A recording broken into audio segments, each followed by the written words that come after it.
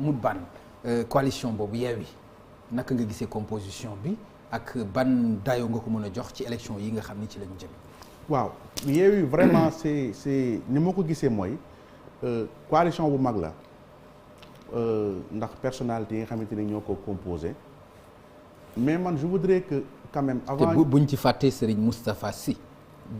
Jamil non ak Serigne Mansour Sy. Jamil sëñ ouais. Moustapha Sy Moustarchidine ak Serigne Mansour Sy aussi bu ñu leen fàttee ci coalition boobu. oui mais je pense que li élection yi li gën a am solo lu ñu war a poser mais aujourd'hui dañuy y avait déjà plus de 500 maires yu ñu teg. Les gens ne parlent pas de leur bilan ñi war a dem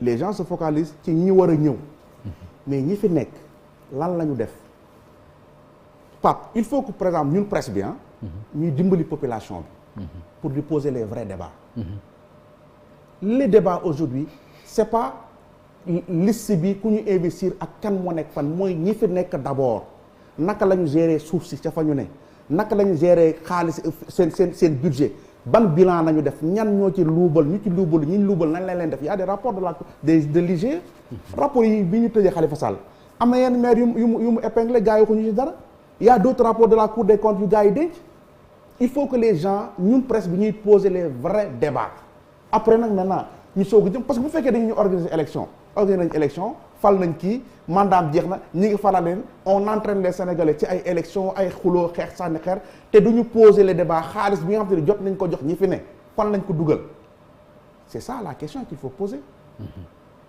c'est vrai que Yewwi c'est une grande coalition tout comme Benno Bokk Yaakaar mais Pape quand même nañ wax ci quand même ñi fi ne lan lañ def tey ji l'enjeu la mairie de Dakar kan moo fi nekk lan la def Thiès lan la def Ziguinchor Kaolack ak feneen naka lañ gérer xaalisu sénégalais yi c'est ça la question et les sénégalais doivent leur poser cette question là il faut ñu def reddition des comptes def ay contre ay di expliquer comment ils ont géré leur mairie mais dañ fi nekk di fal ay nit ñoo nga xamante ni duñu justifier wu dara par rapport à leur gestion mais Mout aussi jàppal ni buy taw kenn du fobeere mënuñu nekk ci campagne électorale nekk ci ay élections bientôt ñu bëgg a dem nag ci ay bilan ak détails yooyu. mais loolu xanaa en amont bu yàgg lañ ci waroon a taxaw mais moment bii nii. moo tax ma ne la waaw moment bii nii mënoo taxaw nag. moo tax ma ne la ñun presse bi. waaw dañu am responsabilité bu mag ci naka lañ mën a dimbalee Sénégalais pour ubbi say bët pour ubbi seen bët pour poser les vrais débats.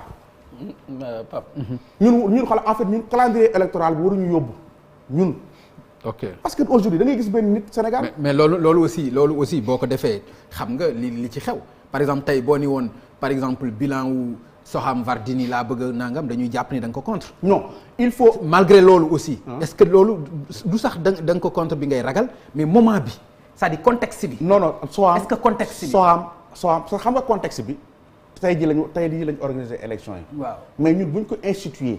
ok c'est comme da ngay gis Sénégal un homme politique day xaste di saaga ba nekk président. y a rien Macky Sall y a eu jamais eu de débat entre Macky et Abdoulaye Wade y a eu jamais débat entre Abdoulaye Wade te aujourd'hui ñun population yi mënuñu organiser débat yi. ñun presse bi ñoo mën a imposer les hommes politiques pour ñu toog wax ci seen ay programme loolu mënoo ci dara mais aujourd'hui violence bi ñuy wax nii. waaw ban homme politique nga gis bu indi solution ci violence bi que ça soit am Macky Sall ñiy tas ñi arrêté nawetaan wala ñi ko bëgg remplacer amul. Pape ñun ñoo war a dimbali population. parce que ces gens-là vraiment ils roulent dans la farine. d'accord Aliou. lan nga ci non je suis entièrement d'accord avec lui mais dama bëgg muy dem dans les deux sens. c'est-à-dire tey dañu war a xam concrètement ñi nga xam ne ñoo fi nekkoon lan lañ fi def. ñi fi ñëw aussi ñi bëgg a ñëw tamit lan la ñuy def. parce que en fait entre ñi yor. ak ñi yoot ñi ñu yoral. ak ñi yoot il faut quand même ñu mën a def la différence. mën a séparer li tubaab di wax la bonne graine de l'ivraie. Tout à fait. Parce qu'en fait il y a un vrai problème au Sénégal sénégalais mën na folli mais mënul fal. et dama koy wax je l'ai dit plusieurs fois tey dans beaucoup de localités au Sénégal bu ñu jëloon ña fa nekk maire ñu teg leen ñu ne bon ok léegi dañuy xool ci communauté bi ki fi gën a jub ki fi dàq liggéey ki fi dàq wax dëgg. ki fi nangam ak nangam. soo moytuwul bu ñu leen tànn ci 100 premiers yi duñ ci bopp. ça veut dire que ñoom waruñu woon jiite. en fait. dañ doon jiite parce que dañ doon bokk ci benn parti politique wala ci benn coalition. coalition boobu arrivé gagné élection yi ñu dem seen biir waxtaan seen biir teg seen i deal jiital kenn wala ñu dem bu dee c'est un parti qui est au pouvoir ñu dem ci président ne non jox leen diw kii nekk adjoint kii nekk naa nga wax naa ñu colmater seen affaire ñëw conseil municipal bi voté leen ñu nekk maire. Maintenant on est dans une situation différente où les populations ont la possibilité de choisir directement. C'est une avancée démocratique importante. Tout à fait. De choisir directement leur maire. Maintenant sénégalais yi ñoo war a bàyyi di gëm lu ñu leen wax tey di xool nit ñi lu ñuy jëf.